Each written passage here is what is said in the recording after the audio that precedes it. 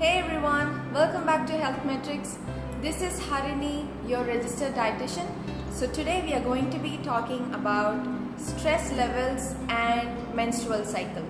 So let's see how they are related. Everyone experiences stress, and for many it's not an enjoyable experience. It isn't inherently bad, although research suggests that depending on the type of stressor, that is the reason for stress, and the timing of the stressor, it can cause changes to a person's menstrual cycle. Even though you may not be planning an adventure around the world, stress and anxiety can still take a toll on you and your period. Although some stress can be good and even help us challenge ourselves, too much can negatively impact health. The body is sensitive to any unexpected disruptions. Excessive worrying can put the digestive system into overdrive, causing stress symptoms like diarrhea, frequent urination, and abdominal pain. The pulmonary system may also respond with rapid breathing. The female reproductive system can be affected too. In fact, for some women, stress may play a role in causing irregular or missed periods. As stress levels rise, there is a chance that your menstrual period will temporarily stop, a condition known as secondary amenorrhea. So how does stress affect your menstruation? There is an indirect relationship between menstruation and stress. Stress certainly plays a role in suppressing the functioning of the hypothalamus, which controls the pituitary, the body's master gland, which in turn controls the thyroid and adrenal glands and the ovaries. So they all work together to manage all the hormones.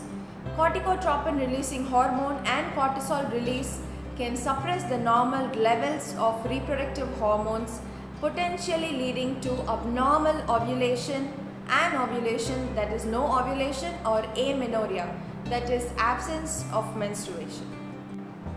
Did you also know that daily life stress may also affect the length of your cycle?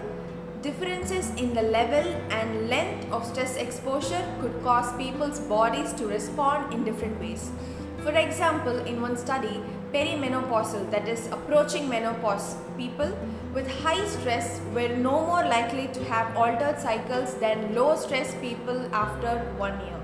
However, high stress was linked to shorter menstrual cycles after 2 years, indicating that symptoms may not present immediately. Menstrual pain has also been associated with stress. Dysmenorrhea, that is painful menstruation, has been linked to working in jobs that are low control, are unsecure, and have low co-worker support. Stress from the preceding month may also affect the frequency of dysmenorrhea. The effects of stress on ovulation may be one of the biggest factors related to changes in cycle length due to stress, though it is unclear how this would be related to other stress-related changes in the menstrual cycle, such as painful menstruation. Some stress in life is unavoidable, but you can learn to manage your stress.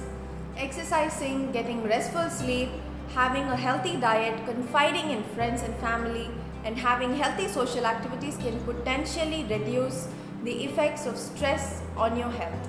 So take care, and I'll see you next week. Thank you. Also, don't forget to follow me on Instagram for more such nutrition related everyday tips. Thanks again.